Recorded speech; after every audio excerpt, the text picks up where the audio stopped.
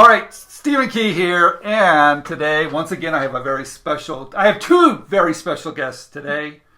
Les and Aaron, where are you from, first of all? Atlanta, Georgia. Okay, fantastic.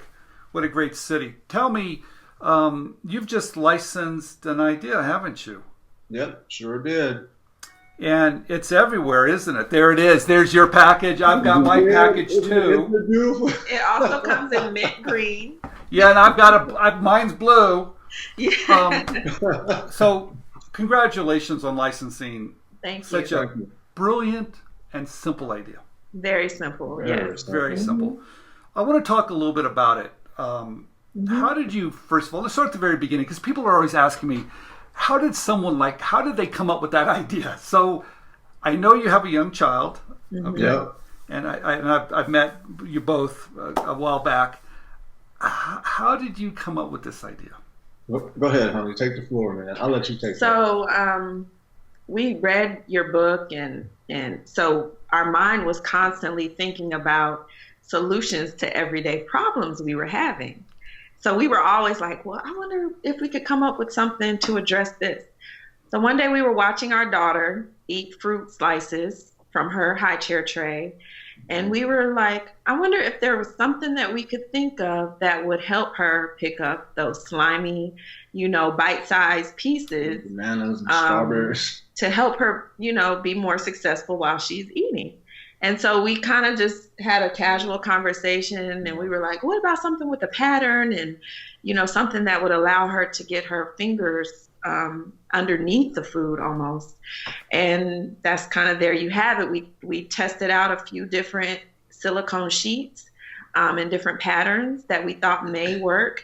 And we settled on the one that had the waves and the grooves. And that's the one we rolled with. And here we are today. Yep. Okay, so let's talk about it for just a minute. I'm sorry, go ahead. It's finger food. It's a finger food placemat. Isn't that brilliant? Because when your child, and I have 3 kids, and I remember in the high chair, and the food was like everywhere. It was on the floor. It just was everywhere. Yeah. And they're trying to pick them up because, you want them to get that eye-hand coordination, right? Right. But it's hard because it's sliding around. But your mat has these nice little grooves in there. Right. We're going to show a bunch of videos that makes it really easy. Yeah, the frustration, you can kind of sense it from the child a little bit. They're like just grabbing it and sliding it across that flat surface. And it's like, when do they grab it? And then from there, they actually have to take it to their face. Sometimes they come up and bam, they hit their nose and smear across. And sometimes bam, they hit the cheek and slide it back into their mouth. And it's like, oh man, what can I do to help you, baby? And the cool thing is that when we conceived the idea, our now 3-year-old was a baby. Okay. So she was the guinea pig. She was your focus. She was your focus group. Original product tester. Now we have a 9-month-old baby who is using the mat, the actual final product. So it's really cool to see it all come kind of full circle, and that we have one child who was, our product tester, and then one who is actually a product user. Okay. Now, let's talk about the category that you're in. It's not an easy category because sometimes there's some devices for children have to be tested. They're not exactly inventor-friendly. Did you find that out? But how did you get in? How did you make it happen? Oh, okay. So go ahead. Okay, so essentially, there's the process, even from reading the book and going through the course that you all provide, that process was, we had to get 100 no's before we got the yes. But what I didn't realize was that after that 5th phone call, that was really it. They just didn't get back to me until later. So I went through like 45 phone calls, but the 5th phone call that I made, they finally reached back. And that kind of like opened up the door a little bit for us, kind of get in there, start talking to someone and such. And I think, what was the gentleman's, I'm trying to remember who the exact name was of the person, but they got us in with first years, and then from there, kind of the rest was history.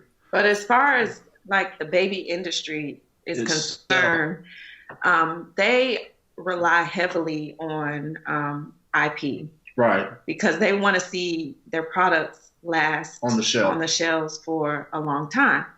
I think that may be changing now because there are so many different baby products that it's, as you say, first to market wins. And I think that, once we were able to get in and talk to somebody and kind of let them know where we were with our product, they saw the value in it, whether, we had the utility patent or not. And so we were able to kind of Good for you. get in that way, and I think more and more baby companies are trying to compete, and they need to stay fresh and new and think of new ways to be outside of the box because it's a competitive space. Right. But it also helped being very positive too, showing a lot of positivity, a lot of interest, a lot of excitement that, hey, we want to work with you guys. We're excited to be here to work with you guys.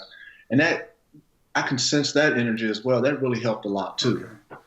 So IP is not as important as people think it is. Thank you for saying that. I know a lot of patent attorneys disagree with that, but that's not necessarily the case. They know it's a good product, good price, first to market, it's all those things. But it's attitude. Now let's talk about that. The attitude is so important. But what I really want people to understand, the product's out there. You're getting videos. People are sending you videos of kids using it. Your job is not really over, is it? No. Yeah. I mean, I think, it was a challenge getting this product licensed. It was not easy. Right. But now that we have a partner in the first years, I think that it's been a really nice partnership. Okay. And I think that we add value in using our networks, our family, friends, social media. We posted a video on Facebook and Instagram, and it has like 6,000 views. I'm not saying that all those people have bought the mat, right. But however, people are sharing it. You bought the mat, that's good. No, I don't even have kids, and I bought the mat. It's for me. No. Yeah. But it's one of those things where we live in the social media world where sharing and liking and loves and all of that matter. And so we just hope that people, once they get it, it's a really good product. We think the first years did a phenomenal job with the final version of it. And we hope that people like it and, it helps them thousands or millions of babies across the world. Yes. It's such a simple idea. It's just brilliant. So I really want to say congratulations. But also I want to stress to everybody, you have to be a professional at this. And I think that's what you've become. You've educated yourself. You presented yourself professionally. You're reasonable. You're persistent. You got the phone call. You follow up. You did all the things for them to feel comfortable with you, to bring you into their world. Yeah. Right. That was very key. And I love that word professional. And I think that is something that people probably should try to implement as much as possible when they're pitching their products to these companies. I mean, you can't just send in anything. I mean, what you send in is a representation of you. I mean, that's key. So. And not only that, just being able to not feel like you're a nuisance or, when you send an email or you get an email back that you don't like, how will you respond to that? Will you get just as nasty, or will you, play it cool and be as upbeat and as positive as you can? Because what we've learned, like we've been pitching this particular product, but we have others in the pipeline. And as we pitch them, we absolutely get more no's than yeses.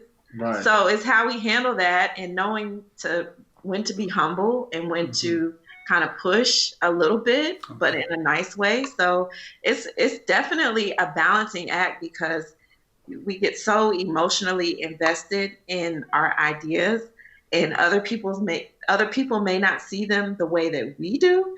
And so controlling emotions is key. And, don't respond to that email when you first get it. Take some time. Take some time. Think about it. Breathe. Think about your response, and then respond.